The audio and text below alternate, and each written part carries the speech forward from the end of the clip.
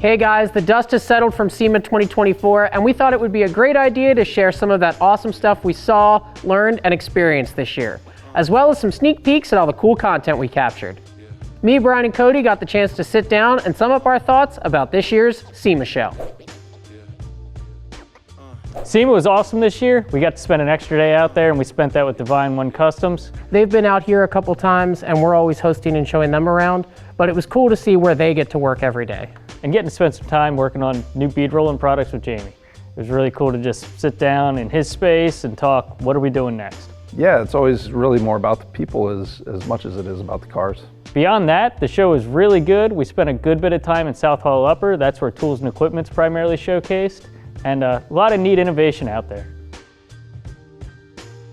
So there were a couple of builds that really stood out for me. It was a 58 Chevy Impala that had engraved paintwork. This Japanese paint company came up with a layered paint system that you can actually engrave the surface of the paint. That made it just look like someone had hand-tooled the metal itself. I think the one that caught my eye the most was there was this C4 Corvette. And I like them because I think they're hated by almost everybody, including Corvette owners. They're dirt cheap, which is cool because you can get your hands on one. It was white, it was on 19-inch saw blades, and then it had a diesel swap, and then like a crazy sound system and a body kit. So lots going on with the car. It was super wild. It was an 80s car and like attainable if you wanted to build one. Probably my favorite vehicle would have been the Brazilian K10. Sort of looks like a Chevy 2 from the front. He had old bias plies on it, like 36 by 11s, and then he did have the hood popped up later and it had some stack injection on it. It was just different. Like, it was super understated, and when you first looked at it, you're like, it's just another Chevy pickup. And then you're like, wait a minute, I've never seen that before.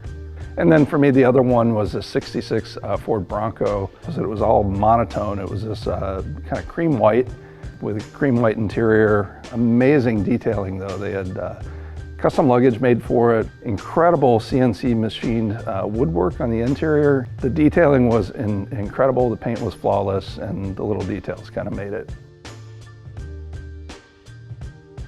So the big thing I think we're seeing more and more of is electric vehicles and automation in general.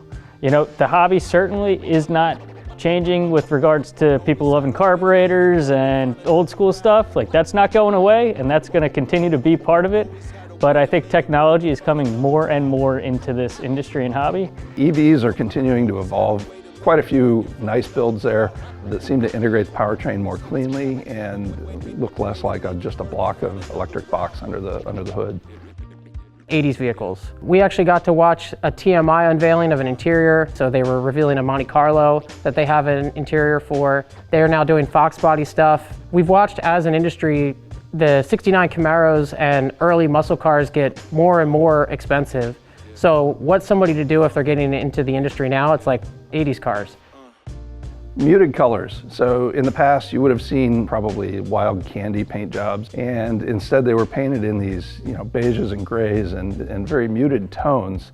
And I think the effect of those colors took the attention off the color itself and forced you to look at the quality of the work, fine details that were in the car, the upholstery, the interiors were phenomenal on all these cars. So it was less about the wow factor of the paint itself and really drew you into the rest of the car.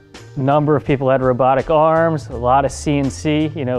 CNC's been big for us this year, and we're continuing to try and grow and develop that.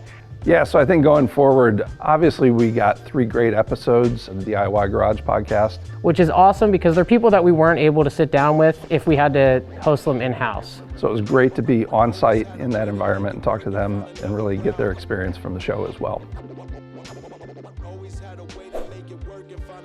So stay tuned for some of that great content, and for all of your automotive DIY needs, just head over to eastwood.com.